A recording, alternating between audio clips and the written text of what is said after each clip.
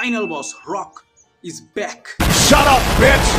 Hello friends, welcome to my channel and welcome to a new video. आज আমি review করব bad blood 2024 সম্পর্কে। মানে শুরু শেষ দুটোই পুরো 5 স্টার, মাঝখানে ফুস। তো শুরু করি প্রথম ম্যাচ থেকেই। মানে এই ম্যাচটা নিয়ে এত কিছু বলার আছে, মানে এটা আগে বলেছি এটা 5 স্টার, এটা পুরো 5 স্টার লেভেলের ম্যাচ হয়েছে। এই ম্যাচটা এমন মুহূর্ত রয়েছে না, এই ম্যাচটা দেখার সময় আমি নিজের চোখ বন্ধ করে ফেলেছি। ভাবছি কি হইতে আছে, কি দেখতে আছি ভাই।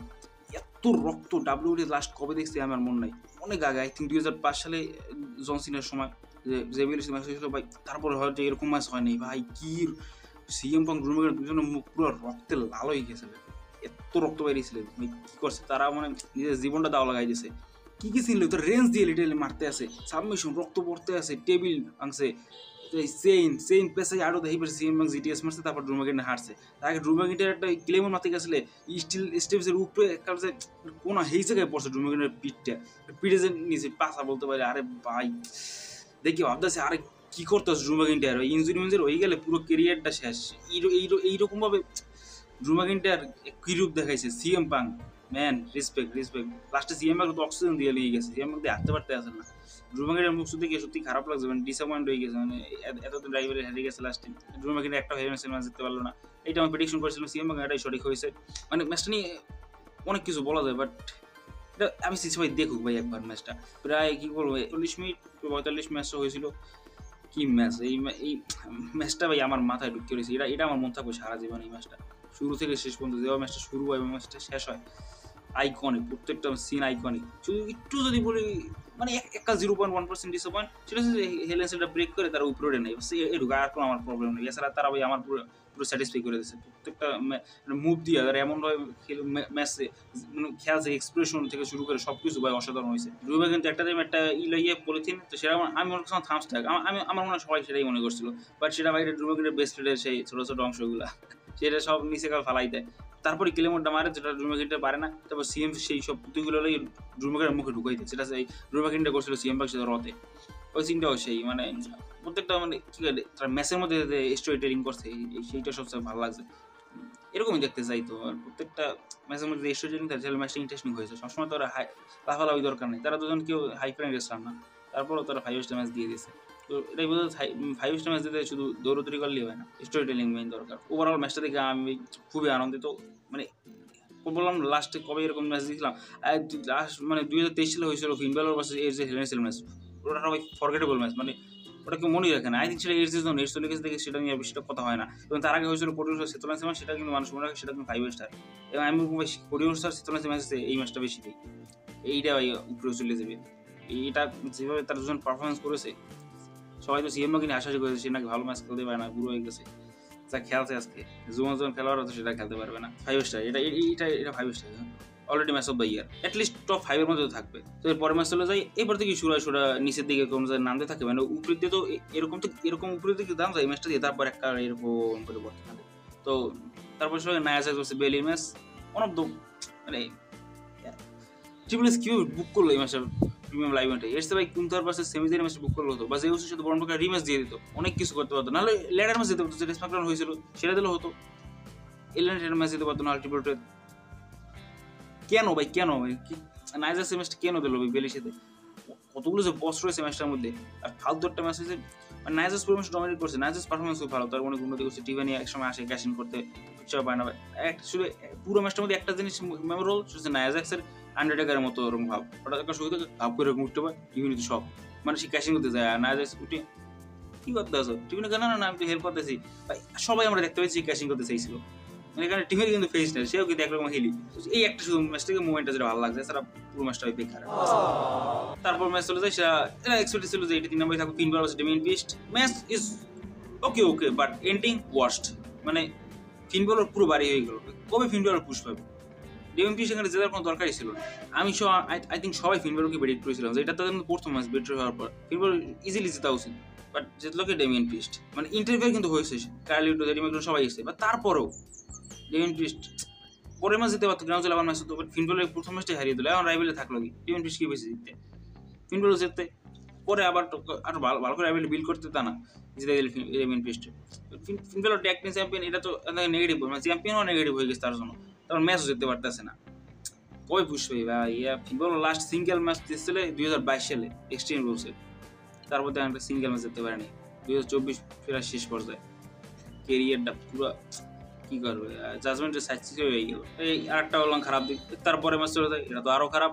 লিভ মঙ্কা ম্যাচ রিয়ারপ্লি, এই ম্যাচটা কিন্তু এক্সপেকটেশন সবাই ছিল ডমিনিক কেজের মধ্যে থাকবে, রিয়ারপ্লি হয়তো জিততে যাইবে, প্রেডিকশন করেছিলাম লিভ মঙ্কা জিতবে, ম্যাচটা ডিসকোয়ালিফাই হয়ে যায়। মানে কি বলবো, রাকুল এসে মানে রিয়ারপ্লি আক্রমণ করে এবং ম্যাচটা ডিসকোয়ালিফাই ভাই, এটা তো স্টিপুলেশন ম্যাচ, এটা ডিসকোয়ালিফিকেশন হয়ে গেল কেন সেটা বুঝলাম না। আবার এমন বসটা কি রাকুল মারিটে লিভন করে রিয়েল বিউটি দিয়ে দিচ্ছে পিন করার জন্য, ম্যাচ তো তার ঘন্টা কিন্তু বাজে গেছে, খবর নাই। তারপর আবার লিভন উঠেই নিছে, লিভন কিন্তু ঘুমাই রয়েছে, তার কোনো খবর নেই। ডমিনিক খেলের মধ্যে এখনো মানে ভয়ের ঠেলায় বাইরে দিয়ে বের নাই। আর একটা ওয়ার্স্ট ম্যাচ পুরো ম্যাচটাই ম্যাচ দিচ্ছে। লিমন যেত হয়তো ম্যাচটা ডিসকোয়ালিফাই না করে লিমন পিন করে যেত, তাহলে ঠিক আছে আমি বলতাম না ঠিক আছে এভারেজ, বাট এবার এভারেজ হয় না, পুরো ওয়ার্স্ট। তিনটা আর বললাম শুরু আর শেষ দুইটা ম্যাচে 5 স্টার আর বাকি তিনটে পুরো আকাল 0 স্টার। আর কেন শেষ 5 স্টার সেটা বললাম কারণ 5 প্রথমে আসে আমাদের ওকে বর্তমানে ট্রাইবাল সিগা এবং সিগো পাটু, আপনারা কি ভেবেছিলেন কি বলবো। আচ্ছা, তারপর আসে American nightmare, the undisputed WWE universal champion yes Cody Rhodes. তারপর আসে our original tribal chief Roman Reigns. Roman ইন্টারেস্টটা ভাই দুই পাশে সবাই করতেছে, রোমান মাঝখানে এরকম দাঁড়িয়ে রয়েছে, ওয়ান এরকম করতেছে, একনলেজ। তারপর প্রথম কোরিওর ম্যাচটা শুরুর আগে তারা 5 মিনিট ধরে শুধু আলোচনা করে যে কে আগে ম্যাচটা শুরু করবে। তো ওকে এখানে দুজনেই ফেস রোমেন্সেরা, রোমেন্স চলে যায়, কোরিও শুরু করে ম্যাচটা এবং শুরু করে দেয় জিকো ফাডুর সাথেই। ম্যাচটা তো শুরু ভালোই হয়, তারপর আস্তে আস্তে ম্যাচটা সাধারণ একটা ট্যাগ টিম ম্যাচ রোমেন্সের ম্যাচ এরকম হয়, একটু নিচের দিকে নামে তারপর পুরো উপরে উঠে যায়, এটা সেরকমই হয়েছে। এবার আবার একটা টাইম কোরিও রোমেন্সে ট্যাগ করে এবং জিকো ফাডু সোলো চেকে ট্যাগ করে, তারা দুজনের মধ্যে ফেস হয়, তাদের মধ্যে তারপর মারামারি কতক্ষণ। তো এরকম করে প্রথম ম্যাচটা আপনারা অবশ্যই দেখবেন, আমি রিকমেন্ড ম্যাচ দেখার জন্য, কারণ এটা মুখে বলা সম্ভব না কোনো ম্যাচ। ম্যাচটা পুরো বলো না, এটা 5 স্টার না হতে পারে, ম্যাচ অফ দ্য নাইট তো রুমাগেন্ডার সিম্বাকে, এটা তার সেকেন্ডই থাকবে। এটা 5 স্টার আমি এটা 4.5 দেবো, 4.5 দিলাম ম্যাচটাকে, কারণ রকের রিটার্ন তো 5 মাসের পরে, ওইটা যদি ম্যাচের মধ্যে হতো তাহলে 4.7 হয়ে যেত। লাস্টের দিকে বলি এখন ম্যাচটা মানে লাস্টে তো কোরিওর জেকব ফাডুকে মারতে মারতে টেবিলে লইছে, অ্যানাউন্স টেবিলে, সেখানে রোমান্সকে বলে ইশারা করে যে তুমি সহজে সামলো, আমি জেকব ফাডুকে সামলাইতেছি। তো কোরিওর জেকব ফাডু উপরে স্প্ল্যাশ মানে জেকব ফাডু ওয়ানই ধরা আসে, আর জেকব ফাডু পুরো ম্যাচে দেখাই যায় না পুরো শেষ পর্যন্ত। তারপর রোমেন্সের সোলোসিকে আবার ফাইট করা শুরু করে, মারবো তারপর 2 মিনিট তারা ঘুষিয়ে দিতেছে দুজনকে। এবার রোমেন্স স্পিয়ার মারো, এই সুপারম্যান 5 বার, তারপর আসেবারে টোঙ্গাসটা মানে টামাটোঙ্গা টোঙ্গালোয়া, তাদের আবার ম্যাচ ডিসকাস করে সোলোসিকে আর রোমেন্সকে মারিয়ে দেয়। বাট তখন আছে মজা, তখন আমরা হঠাৎ করে দেখতে পাই পিছনে একদম পুরো ব্ল্যাক হুডি পরা, মাস্ক পরা, বোঝাই যাবে না ভাই ওরা দেখলে কেউ। এটা প্রথম মানে সোলোসিকে খেয়াল করে যে আঙ্গুলি পিছনে ওটা কেটা খারাই রয়েছে, পরে বোঝাই মানে আমি আগুলাই যেতাম টামাটোঙ্গা টোঙ্গালোয়া কেটা। তো একজন ধরে একটা সুপার কিক, তারা যখন সুপার কিক খাই 5 মিনিটের তারা বুঝতে পারে না, তারপর তার আরেকটা সুপার কিক, তারপর বলে কুটি ফেললে মাস্টার বলে গুজবাম ভাই, গুজবাম কোনো কল্পনা করিনি, লিটারলি গুজবাম ভাই বসলে দেখি এত খুশি হয়েছে দেখিয়া। মানে আমি তো ওই প্রেডিকশন করছিলাম কিন্তু সোলো চিকা জায়গা ফাটছে তারাই যেতে, বাট যখন জিমুস আসছে মনটা মানে এত খুশি হয়ে গেছে, তো আশা আলোচনা না রোমেন্স মনে হয় যেতে পারে তাইলে। তারপরে রোমেন্স সোলো চিকা মারিয়ে স্পিন মারিয়ে দেয় 1 2 3 ম্যাচ উইন। রোমেন্স জিতেছে তার রিটার্ন করার প্রথম ম্যাচ। আর সহজটা মনে কি আমার এখনো বলতে বলতে চোখে পানি জিততে পারছে, বাট দেখার সময় লিটারলি চোখে পানি ঘুরে গেছে। তখন জিমিউসও আর রোমেন্স সামনাসামনি খারাইতে এবং তারপরে তারা দুজন একলা ইমোশনাল মোমেন্ট। এরকম যখন জেউসের সাথে সেমিফাইনাল সাথে হবে আমি কান্নাই করে দেবো ভাই, এত ভালো বুঝবো বেশি বসে। এই জিমিউসের দেখে যেরকম হবে কোনো সময় এটা ভাবি নেই। রোমেন্স আর এখন বেবি ফিস এটি তো চাইছিলাম এতদিন ধরে, লিটারলি এখনই বলতেছি কেমন ইমোশনাল দিতেছি। তারপরে তারা দুজনে গলাগলি করে অনেকক্ষণ ধরে, রোমেন্সকে মাথায় হাত দেয়, লয়ালটি জিমিউস দেখাই দিচ্ছে, যদিও জিমিউস কিন্তু প্রথম ভাঙন ধরাইছিল ব্লাড লাইনে, সে আবার আসছে তোমরা জোড়া লাগাইবে। তারপর করিওস কি পাশে পাওয়া তোমার সে ওঠে বেল নিয়ে, হাতার মিলে না রোমেন্সে করিওস, তো রোমেন্স পুরো নিচে নামে যায়, করিওস একটু চোখাচোখি করে, করিওস দাঁড়াই থাকে, তখন দাঁড়াই যখন রয়েছে কিছু একটা হইবে, ভাবছিলাম রক আইবে, বাট যদিও এই সোলো সিকিউরিটি আবার করিওসে মারা শুরু করে, তো রোমেন্স জিমিউস আবার 2 মিনিট দাঁড়াই ভাবে যে বাসাইন থেকে যাবো নাকি, জিমিউস কোথায় যাওয়া লাগে কারণ তোমার সাহায্য করছে, দুজন যাই আবার সোলো সিকিউরিটি মারিয়ে লাগাইতে, তো করিওস এবার আবার উড়াই দুজনে তো দাঁড়াইতে তিনজনে। তারপর মনে হতে আসা ছিল যে এখন মানে রক আইবে, এন্ড গেস হোয়াট রক আসে এবারে মানে, তারপর রক আসে রক বছর রিং আইবে, তা আই নাই দাঁড়াই দিছে অনেক এবং শো অফ এয়ার চলে যায়। করিওর সময় জিমিউস সবাই শক, ফাইনাল বস ইজ ব্যাক। এবং ম্যাচ মানে শো শেষ হওয়ার পর কি হয়েছিল, রক ইনস্টাগ্রামে লাইভ আসে, তারপর বলে যে এই 6 মাস ধরে আমি ডাব্লিউডাব্লিউ লক্ষ্য রাখতেছি, কি ট্র্যাশ হইতেছে 6 মাস ধরে, এখন ফাইনাল ঠিক আছে, এখন সবকিছু আবার আগের মতো হয়ে যাবে, সবকিছু ঠিক হবে। ক্লিয়ারলি ইন্ডিকেট করে সার্ভার বেশি ওয়ার্ক গেমস, রক ওয়ার্ক গেমসে থাকবে নাকি, মানে 5-on-5 হবে, আর রোমেন্স দলে কি কোরিওগ্রাফার থাকবে নাকি অন্য কেউ আইবি প্লেয়ার দেন, আমি কিছু বুঝতে পারতেছি না কি হইবে এখন, মানে 5-on-5 তো হবে, এটা তো এখন আই থিঙ্ক শিওরই হয়ে গেলাম। রক কোন দলে যায় সেটা দেখার বিষয়, হতে পারে রোমেন্স দলে রক প্রথম গেল, বাট ম্যাচ চলাকালীন রক রোমেন্সে বিট্রে করে সোলোসিকো দলে চলে গেল, এরকম হতে পারে, অথবা সোলোসিকোর পক্ষ থেকে তারা খেলতে পারে, এখন দেখি মানে কি হয়। আর তারপর একটা ভিডিও দেখতে পাই আমরা যে কোরিওগ্রাফার আর ক্যাবিনসের মধ্যে কনফ্রন্টেশন চলছে ব্যাক স্টেজে, মানে এটা ক্যামেরা রেকর্ড করছে ফ্যান, সেখান থেকে বের হয়েছে, মানে এইটাই বলছিল আই থিঙ্ক যে এরকম একটা শোতে দেখাইবে একটা ভিডিও প্যাকেজ, সেখানে আমার যে নেক্সট অপোনেন্ট সেটা রিভিল হবে, এবং সেটা ক্যাবিনস ক্রাউনজুয়েল তার মধ্যে ম্যাচ হবে, যেটা থেকে মনে হচ্ছে, এখন কিন্তু ফাইনাল অফিসিয়াল হয় নাই। ক্যাবিনস তাকে কথা বলছিল হঠাৎ করে ক্যাবিনস তাকে ধাক্কা দেয়, কোরিওস বলে কি হয়েছে, তারপর ঘুষি মেরে দেবে, অনেক মারে কোরিওস স্ট্রেচার করে লই চালা হাসপাতালে, এমন অবস্থা হয়েছে। কেমন আছে গাইডে, কিন্তু সেই মানে আমি তো গাইডে খবর কেমন আছে ভাই, চালা কি গাড়ি চ্যাম্পিয়নশিপ তো নাই, এবার গাইডে দেখে মা বলছে কেমন হচ্ছে গাইডে পর্যন্ত কি ক্যামেরা দেখাইতেছিল, গাইডের পিছনে তারা একজন কথা বলতেছিল, আমি করতেছিলাম, তো তো কোরিয়ার সাথে কেমন আছে। আর সাথে আমি একটা জিনিস বলতে ভুলে গেছি, সেটা মানে অনেক সুপারস্টার ছিল, স্কটস্টাইনার, গোল্ডবার, এক্সপ্যাক, মিকি জেমস, তো আই থিঙ্ক আরও ছিল, আই থিঙ্ক মনে পড়ছে না। আর সেই থেকে যেটা বেরিয়ে এসছে গোল্ডবার্গের সাথে আই থিঙ্ক গুনথরের ম্যাচ হতে পারে ওয়ার্ল্ড চ্যাম্পিয়নশিপ এই ক্রাউন জুয়েলে, সেটা কারণ বলছে তার মধ্যে একটা কনফারেন্সেশন হয়, মানে টিউএস প্রথম একটা চ্যাম্পিয়নশিপ রিভিল করে যে crown Jewel championship, yes crown Jewel championship, মানে গ্রেটেস্ট বলে এই চ্যাম্পিয়নশিপটা করছে, সেটা তো এখন কোনো খবর না, আর 8টা চ্যাম্পিয়নশিপ লয়ে গেছে তারা। ওকে, ডাব্লিউডব্লিউ ইসে টিবিএল সিরিজে গুনথর আসে, গুনথর ইন্ট্রোডিউস করে, গুনথরের ফেভারিট রেসলারকে এখন সবাই জানে, সেটা হচ্ছে গোল্ডবার্গ। তো গোল্ডবার্গ দেখে সে গোল্ডবার্গের সাথে কথা বলে, সে বলে আমি আশা করি তুমি যতটা ভালো রেসলার হতে পারো না, তার সাথে আই থিঙ্ক ভালো বাবা হবা।